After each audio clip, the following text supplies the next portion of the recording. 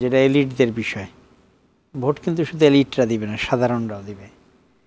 এই জুলাই সনদ নিয়ে যে বিষয়টা হয়েছে, জুলাই সনদের মাধ্যমে আমাদের রাষ্ট্র কাঠামোতে কিছু বেসিক পরিবর্তন, সাংবিধানিক কিছু পরিবর্তন আনার জন্যই তো এই সনদটা করা হয়েছে। এবং যে সংস্কার প্রস্তাবগুলো আনা হয়েছে সেগুলো যাতে সংবিধানে সন্নিবেশিত হয়, সেটাই কিন্তু এই সনদের ডিজায়ার। এখন দেখেন, এই সনদে যে বিষয়গুলো এখন প্রস্তাবিত আসছে, 4টা মূলত পয়েন্ট বলা হয়েছে, কিন্তু 4টা হেডের ভিতরে কিন্তু অনেক হেড আছে। আপনি যদি দেখেন, যেটা বলছিলেন যে 3 নম্বরে আপনি সংসদে নারীর প্রতিনিধি বৃদ্ধি, বিরোধী দল থেকে ডেপুটি স্পিকার, সংসদীয় কমিটির সভাপতি নির্বাচন, প্রধানমন্ত্রীর মেয়াদ সীমিতকরণ, রাষ্ট্রপতির ক্ষমতা বৃদ্ধি, মৌলিক অধিকার সম্প্রসারণ, বিচার বিভাগের স্বাধীনতা ও স্থানীয় সরকার সহ বিভিন্ন বিষয়ে যে 30টি প্রস্তাব, অর্থাৎ এখানেই শুধু ওই বিষয়সহ 30টি প্রস্তাবনা আছে। টোটাল 4টা পয়েন্ট, কিন্তু এই 4টা পয়েন্টের ভিতরে অনেকগুলো বিষয় আছে।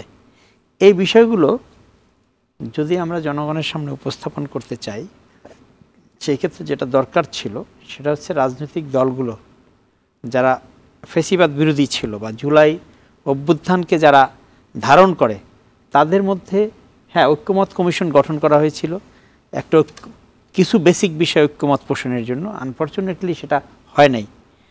যদি সেটা হইতো, সেই ক্ষেত্রে হয়তো এই প্রচারণাটা বা এটা সবার কাছে যাইতে পারতো যে এই 10টা বিষয়ে বা এই 20টা বিষয়ে।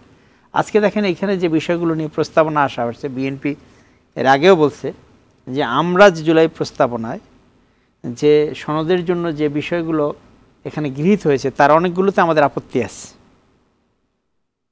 আমরা নোট অফ ডিসেন্ট দিয়েছি, কিন্তু পরবর্তীতে সেগুলো অল্টার করা হয়েছে, অর্থাৎ সেগুলো চেঞ্জ করা হয়েছে। তো এখন ধরেন বিএনপি এইখানে যে জুলাই সনদের যে 4টা হেডে যেসব বিষয়গুলো নিয়ে আসছে, সেগুলো তো ঐক্যমত কমিশনও বিএনপি আপনার এগুলোর সাথে ঐক্যমত পোষণ করে নাই, কমপ্লিটলি সবগুলোর সাথে করে নাই, বা জামাতও কিছু বিষয়ে করে নাই, বা অন্য দল যারা ছিল তারাও করে নাই।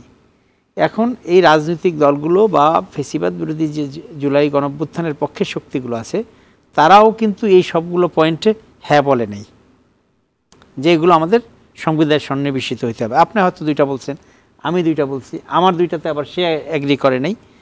তো আপনার এইটা জনগণের কাছে পৌঁছানোর জন্য বা রাজনৈতিক একটা ভিত্তি দেওয়ার জন্য যে ধরনের ঐক্যমত সবার মধ্যে সৃষ্টি করা দরকার ছিল, সেটা তৈরি করা সম্ভব হয়নি। না তৈরি করা সম্ভাবনার কারণে, সম্ভব না হওয়ার কারণে এখন যেটা হয়েছে, আমার আশঙ্কা, এটা আমি বলি, এটা ব্যক্তিগত চিন্তা, যে ধরেন মানুষ নানা ইকুয়েশনে, এটা রাজনৈতিক আওয়ামী সমর্থক ভোটারদের, তো আওয়ামী লীগ শেখ হাসিনা পালিয়ে গেছে বা তার দলের নেতাকর্মী অনেকেই পালিয়ে গেছে, কিন্তু তারপর একটা তাদের বড় সমর্থন আছে।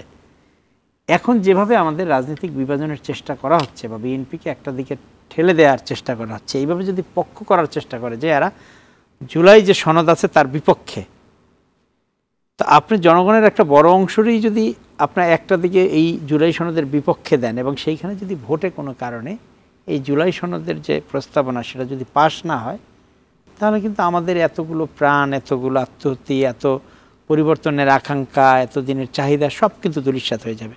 সুতরাং এই প্রক্রিয়াটা নিয়ে আমার একটা প্রশ্ন আছে, বা এই প্রক্রিয়াটাকে আমি পুরোপুরি ওইভাবে সমর্থন করি না। কারণ কোনো কারণে এই হ্যাঁ না ভোটে যদি এই প্রস্তাবনাগুলো পাশ না হয়, পরবর্তী যে সরকার আসবে তার কোনো কমিটমেন্টই থাকবে না যে এইগুলো আমার বাস্তবায়ন করতে হবে। তো এইটার যে